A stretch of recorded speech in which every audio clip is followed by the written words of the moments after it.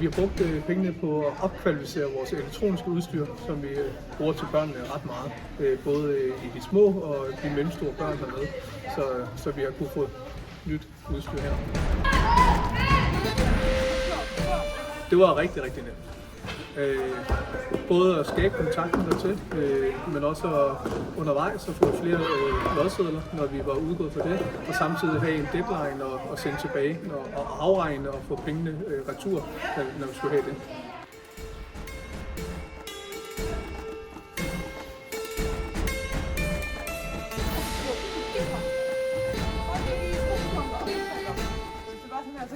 Så alt det her, det ønsker vi i virkeligheden at få opkvalificeret med det her meget fine nye udstyr. Vi har både købe nye små veste og elektroniske hjelme til brug til kamptræning hernede.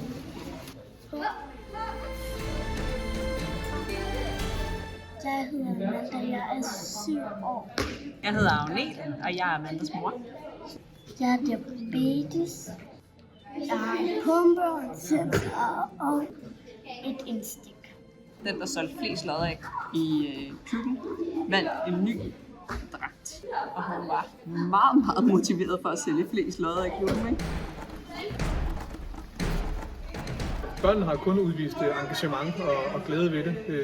Så det der med at kunne repræsentere klubben, det med at få en keyhanger og med et skilt, hvor der stod, jeg kommer fra Holbæk Taekwondo-klub, og jeg sælger for, det var det meget op at køre over.